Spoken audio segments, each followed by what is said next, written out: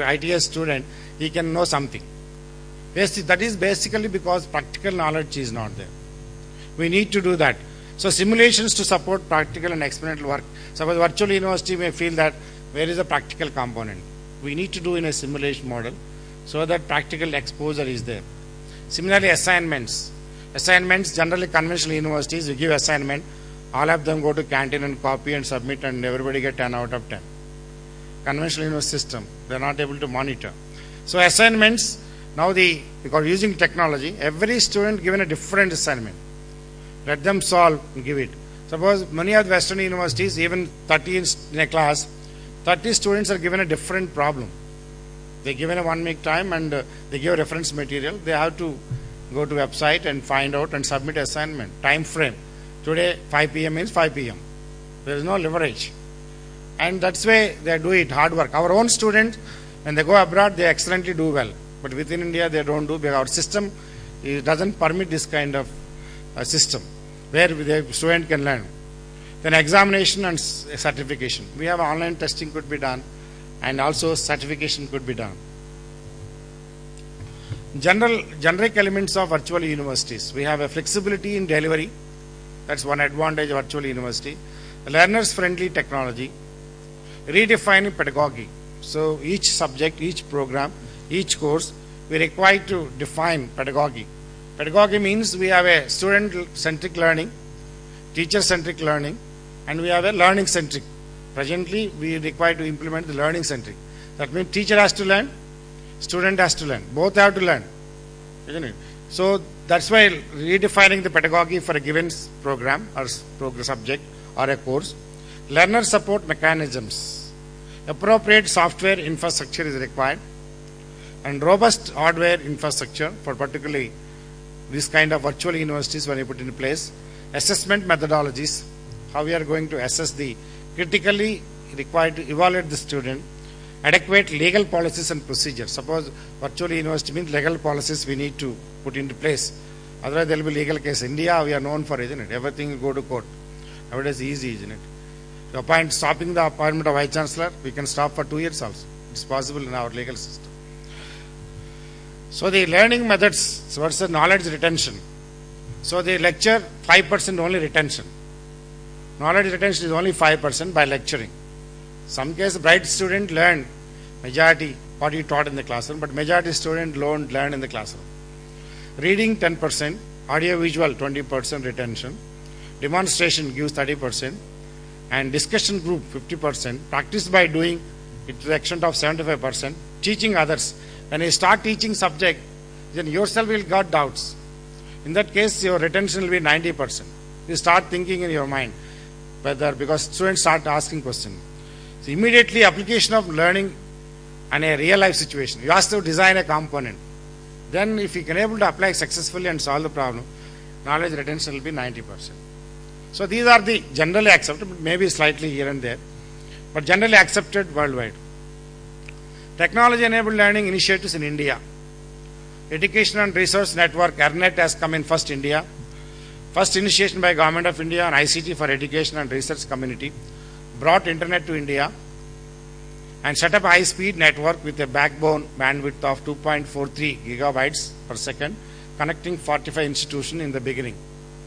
Later on, CDAC, Center for Development of Advanced Computing under Ministry of Information Technology, Government of India, complete the proof of concept phase of Garuda teraflop grid supercomputer, 10 to the power 23 floats per second, floating points per second.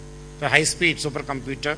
CDAC is established in Hyderabad and Pune, and particularly weather prediction, other modeling, agriculture pattern, they are using this teraflop grid. Similarly, NPTEL, National Program on Technology-Enabled Learning, because this is done for engineering courses, particularly Government of India MHRD given 100 crores to IITs.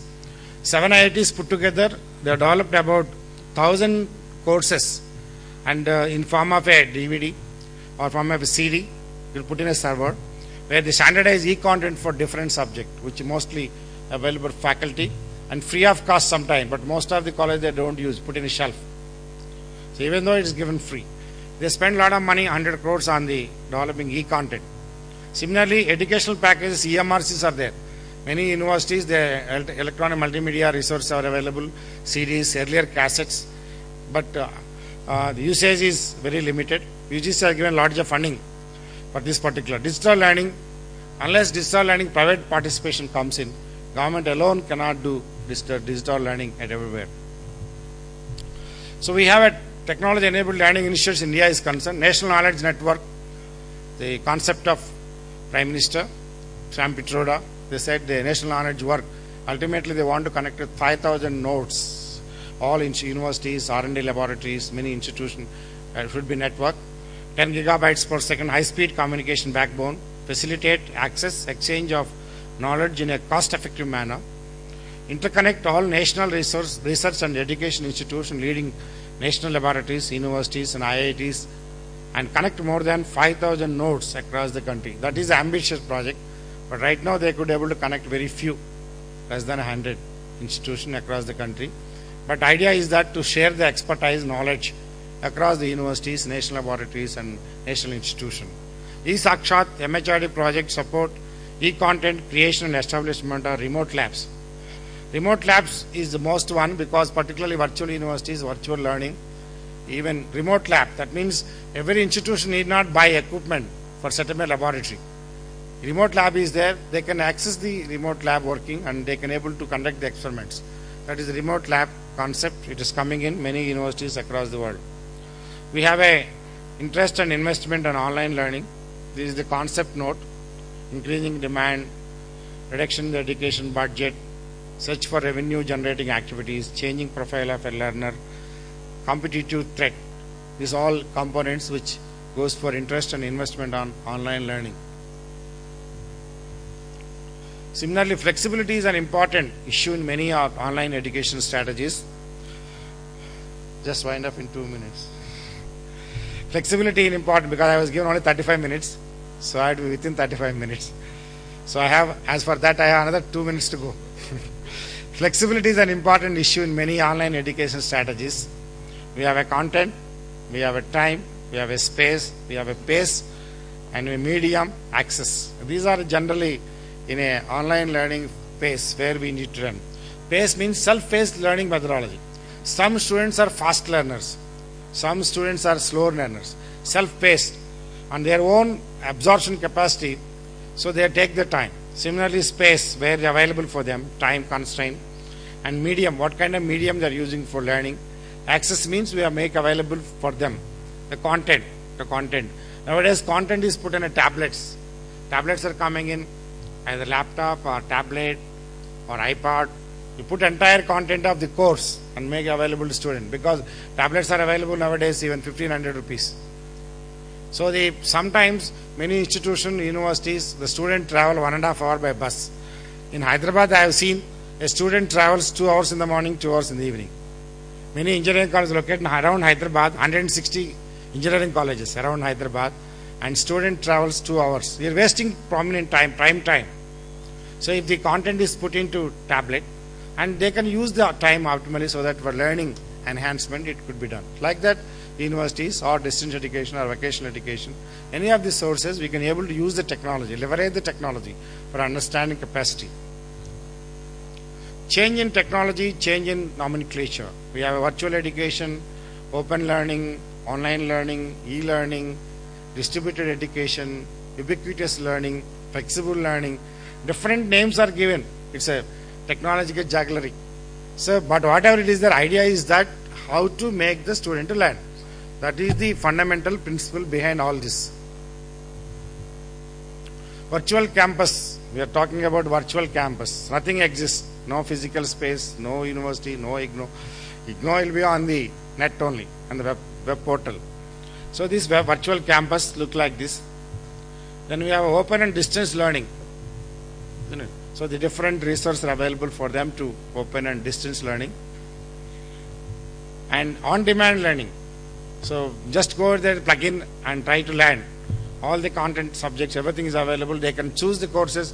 They can register online and content is available and they can ask the questions to the concerned teacher or a mentor or the program coordinator and they can able to learn on-demand learning anytime, night time, daytime, or anywhere across the world. They can plug in and able to learn. That is the on-demand learning. So in conclusion, because this kind of online, on-demand, MIT, USA, similarly Stanford University in California, similarly in Canadian universities, Hong Kong, in many universities they have introduced this virtual learning space for the understanding of the student, virtual learning environment. Many universities in the world, they are trying to switch over to, not that it's not possible to switch over entirely from face-to-face learning to only web portal-based learning or virtual university, but you should prepare for change. Should prepare for change for betterment of our student community. Education today is undergoing metamorphic changes. ICT provides a variety of technological solutions to enhance learning. Institutions of higher learning should prepare for change. Virtual laboratories, virtual classrooms, and virtual universities would be replacing traditional institutions. I think this is the need of the hour. We need to introspect and how best you can able to address and use the technology for making students understand.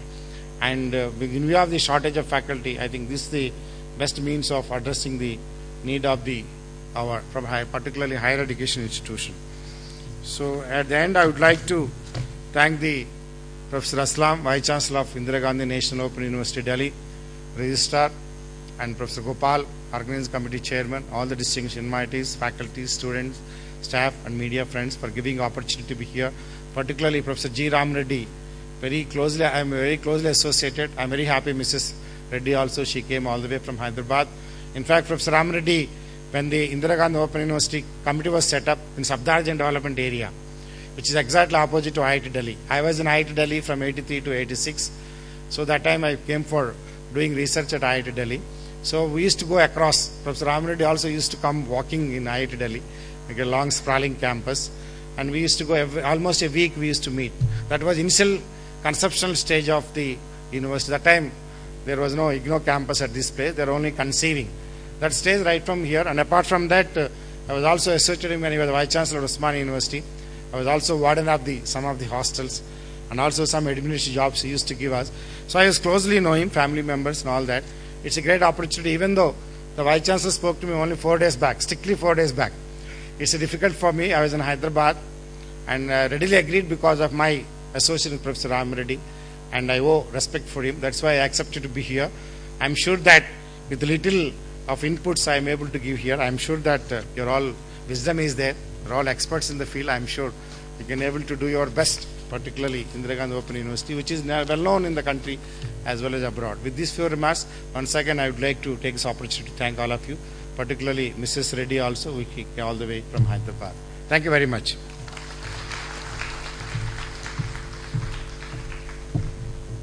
Thank you, sir. May I request Professor Aslam, Honorable Vice Chancellor, Indira Gandhi National Open University, to kindly present a memento of our appreciation to Professor Reddy.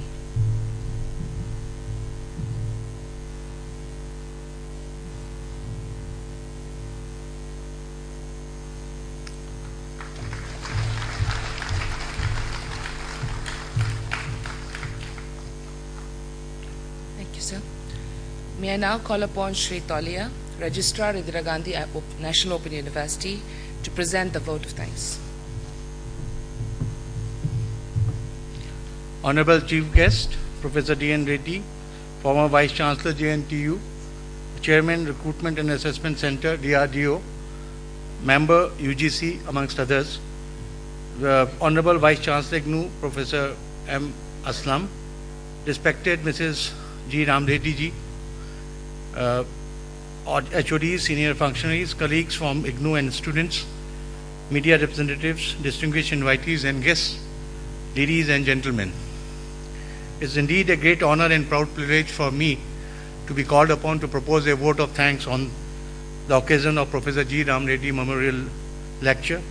Sir, I, on behalf of Indira Gandhi National Open University family, entire fraternity of the higher education, my own personal behalf, as well as at the personal level on behalf of Mrs. G. Ram Reddy, who is present here today, extend our heartfelt gratitude to you, sir.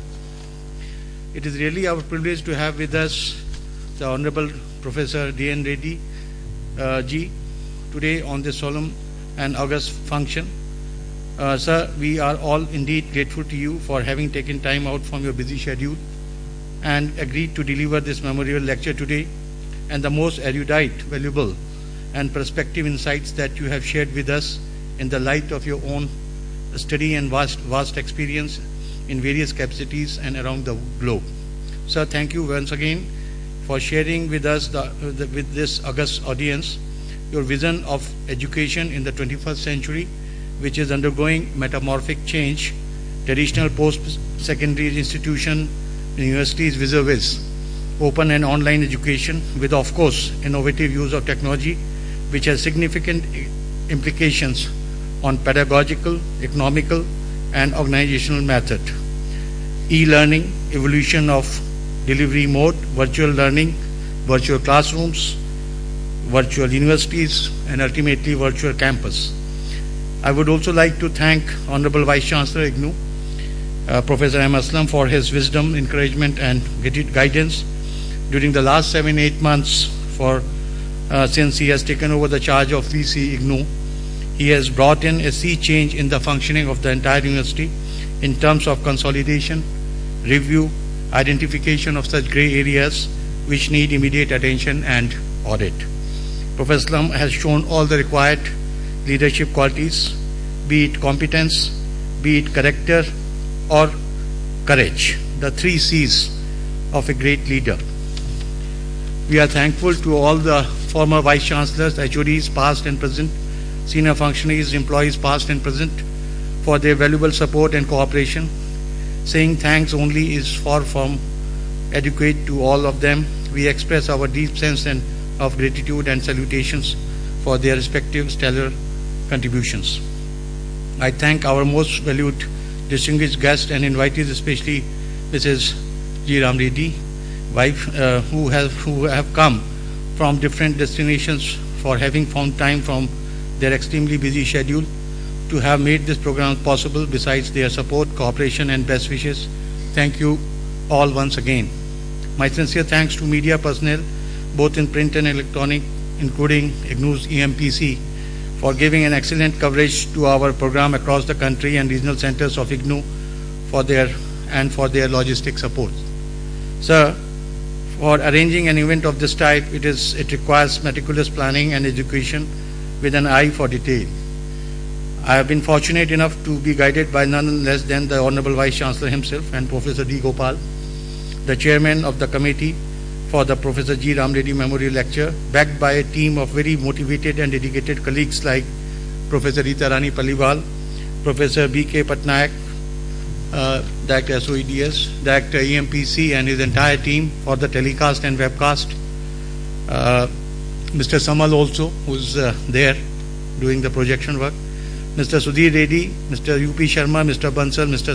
CMD for backdrop and other support, Professor Vayu Nandan, Professor Dr. Manoj Kulshreshtha, officers from the General Administration, Mr. Arun Kumar and Mr. Ramesh Sharma, Registrar MPDD and Mr. Natarajan, Mr. Burman for printing the invitation and all the related issues in a very short time.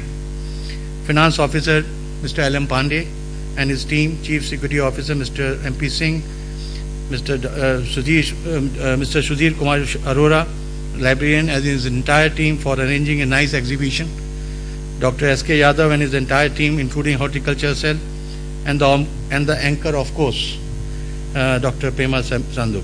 Sir, I cannot thank everybody enough for the involvement they have shown and their willingness they have expressed to take on a completion of the task beyond their comfort zone and to ensure that this occasion becomes a memorable one.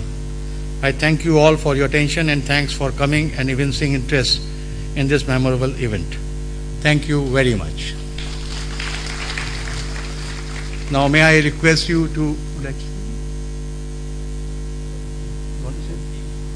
may I now request you to please join us for high tea. Thank you.